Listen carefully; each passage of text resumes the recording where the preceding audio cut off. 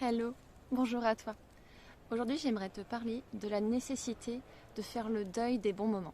Ok, ça peut paraître contre-intuitif, mais c'est vraiment important.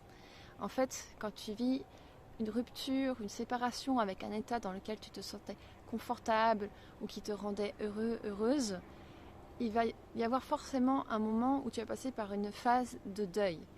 Donc, ces situations de séparation, rupture, ben, je parle justement des ruptures, je parle des deuils, je parle des licenciements ou de toute autre situation qui va vraiment marquer une rupture avec ce que tu connaissais et qui était une situation confortable et heureuse pour toi. Donc, pourquoi faire le deuil des bons moments? Parce que en fait, il y a un attachement qui te garde dans le passé et qui t'empêche d'avancer et d'aller vers le futur. Il y a un attachement qui te fait souffrir parce que c'est quelque chose que tu te dis que tu ne pourras plus retrouver. Donc il y a un manque. Tout ça, ça crée vraiment des choses qui sont difficiles à vivre. Et en libérant l'attachement aux bons souvenirs, l'attachement aux bénéfices que tu pouvais avoir, par exemple, pour ce qui est d'un licenciement, les bénéfices du travail, ils sont multiples. Mais aussi l'attachement à l'identité que tu tirais de cette situation. Pourquoi je parle de l'identité? Parce qu'il y a un homme qui s'appelle Serge Marquis qui parlait très bien de ça, qui parle très bien de ça. En fait, le jeu, l'ego crée des jeux. À chaque fois qu'il y a une situation, on devient quelque chose et on se dit ah trop bien, je suis ça. Par exemple, je deviens professeur, je suis professeur, c'est super, ça fait partie de qui je suis. Donc il crée des jeux, des identités. Et à un moment donné, quand ce jeu est mis à mal et en danger, il va chercher à les protéger par tous les moyens.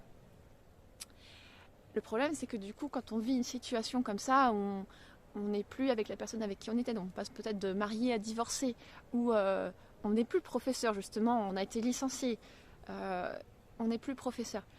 Et bien, en fait, ce qui se passe dans le corps, c'est comme si on mourait. Le corps vit ça comme une mort, en fait. Et c'est pour ça que c'est très très difficile à vivre. Alors qu'en fait, on peut être... Enfin, notre identité véritable, elle n'est pas dans ces étiquettes qu'on peut se coller en fonction de ce qu'on vit. Et donc libérer l'attachement à une étiquette précise, et ben, ça va permettre au corps de ne pas vivre ça comme le deuil de lui-même, en fait.